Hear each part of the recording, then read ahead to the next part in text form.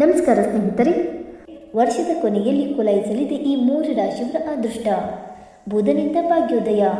ಹೌದು, 2025ರ ವರ್ಷವು ಮುಗಿಯುತ್ತಿದ್ದಂತೆ ಗ್ರಹಗಳ ರಾಜಕುಮಾರ ಬುಧ ಮತ್ತು ಯಮನ ಸಂಯೋಗವು ಅತ್ಯಂತ ಅಪರೂಪದ ದಶಾಂಕ ಯೋಗವನ್ನು ಸೃಷ್ಟಿ ಮಾಡುತ್ತದೆ.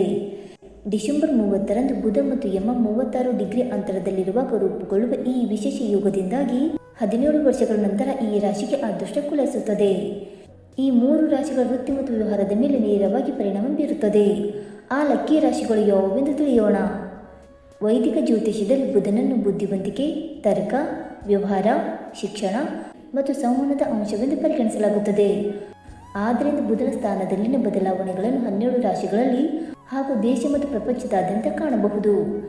ಬುಧನ ಸ್ಥಾನದಲ್ಲಿನ ಬದಲಾವಣೆಗಳು ಷೇರು ಮಾರುಕಟ್ಟೆ, ವ್ಯವಹಾರ ಮತ್ತು ವ್ಯಕ್ತಿಯ ನಿರ್ಧಾರ ತೆಗೆದುಕೊಳ್ಳುವ ಸಾಮರ್ಥ್ಯಗಳ ಮೇಲೆ ನೇರವಾಗಿ ಪರಿಣಾಮ ಬೀರುತ್ತವೆ. ಡಿಸೆಂಬರ್ 29ರಂದು ಬುಧನು ಧನು ರಾಶಿಗೆ ಪ್ರವೇಶ ಮಾಡುತ್ತಾನೆ. ಅಲ್ಲಿ ಅದು ಮಂಗಳ, ಶುಕ್ರ ಮತ್ತು ಸೂರ್ಯನೊಂದಿಗೆ ಸಂಯೋಗವನ್ನು ರೂಪಿಸುತ್ತದೆ. ಬುಧಾದಿತ್ಯ ಮತ್ತು ಲಕ್ಷ್ಮೀನಾರಾಯಣನಂತಹ ರಾಜಯೋಗಗಳನ್ನು ಸೃಷ್ಟಿಸುತ್ತದೆ. ಡಿಸೆಂಬರ್ 30ರಂದು ಬುಧನು ಯಮನೊಂದಿಗೆ ಸೇರಿಕೊಂಡು ಪಂಚಾಂಗ ಯೋಗವನ್ನು ರೂಪಿಸುತ್ತಾನೆ. ಇದು ಈ 3 ರಾಶಿಗಳ ಅಡಿಯಲ್ಲಿ ಜನಿಸಿದವರಿಗೆ ಗಮನಾರ್ಹವಾಗಿ ಪ್ರಯೋಜನವನ್ನು ನೀಡುತ್ತದೆ. ಈ ವಿಶ್ಲೇಷಣೆ ಚಂದ್ರನ ಚಿಹ್ನೆಯನ್ನು ಆಧರಿಸಿದೆ. ಹಾಗಾದರೆ ಆ ಅದೃಷ್ಟದ ರಾಶಿಗಳು ಯಾವುವೆಂದು ತಿಳಿದುಕೊಳ್ಳೋಣ.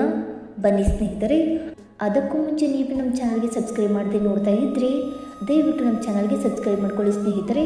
ಹಾಗೆ ವೈದಿಕ ಜ್ಯೋತಿಷ್ಯ ಮತ್ತು ಆಚಾರ ವಿಚಾರಗಳಲ್ಲಿ ನಂಬಿಕೆ ಇದ್ದರೆ ವಿಡಿಯೋವನ್ನು ತಪ್ಪದೆ ಲೈಕ್ ಕೊಟ್ಟು ನಿಮ್ಮ ಆತ್ಮರಿಗೆ ಶೇರ್ ಮಾಡಿ. ಮೊದಲನೇದಾಗಿ ಧನುರಾಶಿ. ಧನುರಾಶಿಯ ಲಗ್ನ ಮನೆಯಲ್ಲಿ ಬುಧ ಗ್ರಹ ಮತ್ತು 2ನೇ ಮನೆಯಲ್ಲಿ ಯಮಗ್ರಹ ನೆಲೆಸಿದ್ದಾರೆ. ಆದ್ದರಿಂದ ಈ ರಾಶಿಯಲ್ಲಿ ಜನಿಸಿದವರಿಗೆ ವರ್ಷದ ಅಂತ್ಯವು ಅತ್ಯುತ್ತಮವಾಗಿರಲಿದೆ. ಇದರ ಸಕಾರಾತ್ಮಕ ಪರಿಣಾಮಗಳು 2026ರ ಹೊಸ ವರ್ಷದಲ್ಲಿಯೂ ಕಂಡುಬರುತ್ತವೆ. ನಿಮ್ಮ ನಿರ್ಧಾರ ತೆಗೆದುಕೊಳ್ಳುವ ಸಾಮರ್ಥ್ಯಗಳು ಗಮನಾರ್ಹವಾಗಿ ಸುಧಾರಿಸುತ್ತವೆ. ಇದು ಅನೇಕ ಕ್ಷೇತ್ರಗಳಲ್ಲಿ ಯಶಸ್ಸಿಗೆ ಕಾರಣವಾಗಬಹುದು ಮತ್ತು ವ್ಯವಹಾರದಲ್ಲಿ ಗಣನೀಯ ಲಾಭವನ್ನು ಪಡೆಯಬಹುದು. ನಿಮ್ಮ ವ್ಯಕ್ತಿತ್ವವು ಅದರ ಆಕರ್ಷಣೆಯನ್ನು ಹೆಚ್ಚಿಸುತ್ತದೆ.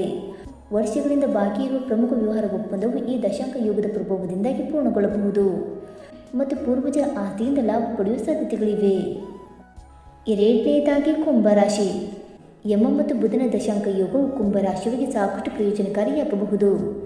ಬುಧನು ಈ ರಾಶಿಯ 12ನೇ ಮನೆಯಲ್ಲಿ ಮತ್ತು ಯಮನು 11ನೇ ಮನೆಯಲ್ಲಿ ಸಾಗುತ್ತಾನೆ. ಪರಿಣಾಮವಾಗಿ ಈ ರಾಶಿ ಚಕ್ರ ಚಿಹ್ನೆಯ ಬಹುದಿನಗಳ ಆಸೆ ಈಡೇರಬಹುದು. ಅನಗತ್ಯ ವೆಚ್ಚಗಳನ್ನು ತಪ್ಪಿಸಬಹುದು. ಹೂಡಿಕೆಗಳು ಉತ್ತಮ ಲಾಭವನ್ನು ನೀಡಬಹುದು. ವಿದೇಶಿ ಸಂಬಂಧಿತ ಕೆಲಸ ಅಥವಾ ವ್ಯವಹಾರದಲ್ಲಿ ಯಶಸ್ಸು ಸಾಧ್ಯ. ಆಮದು ರಫ್ತು ವ್ಯಾಪಾರದಲ್ಲಿ ಲಾಭದ ಸಾಧ್ಯತೆ ಇದೆ. ಇದು ಹಳೆಯ ಸಾಲಗಳನ್ನು ಮರುಪಾವತಿಸಲು ನಿಮಗೆ ಸಹಾಯ ಮಾಡುತ್ತದೆ. ಇನ್ನು ಮೂರನೆಯದಾಗಿ ಮಿಥುನ ರಾಶಿ. ಬುಧನು ತನ್ನ ಅಧಿಪತಿ ಗ್ರಹವಾಗಿರುವುದರಿಂದ ಈ ಸಂಯೋಜನೆಯು ಮಿಥುನ ರಾಶಿ ಸ್ಥಳೀಯರಿಗೆ ಸಾಕಷ್ಟು ಪ್ರಯೋಜನಕಾರಿಯಾಗಬಹುದು. ಅವರ ಭೌತಿಕ ಸಾಮರ್ಥ್ಯಗಳು ವೇಗವಾಗಿ ಹೆಚ್ಚಾಗಬಹುದು ಮತ್ತು ಅವರ ವೃತ್ತಿ ಜೀವನವು ವೇಗವಾಗಿ ಏರಬಹುದು. ನೀವು ಮಾಧ್ಯಮ ಬರವಣಿಗೆ, ಮಾರ್ಕೆಟಿಂಗ್ ಅಥವಾ ಸಂವಹನ ಕ್ಷೇತ್ರದಲ್ಲಿದ್ದರೆ ಹೊಸ ವರ್ಷದಲ್ಲಿ ಒಂದು ಪ್ರಮುಖ ಯೋಜನೆಯು ಯಶಸ್ವಿಯಾಗುತ್ತದೆ. ಅನಿರೀಕ್ಷಿತ ಆರ್ಥಿಕ ಲಾಭದ ಸಾಧ್ಯತೆಗಳಿವೆ. ಗಮನಾರ್ಹ ವೃತ್ತಿ ಜೀವನದ ಲಾಭಗಳು ಸಹ ಸಾಧ್ಯವಿದೆ.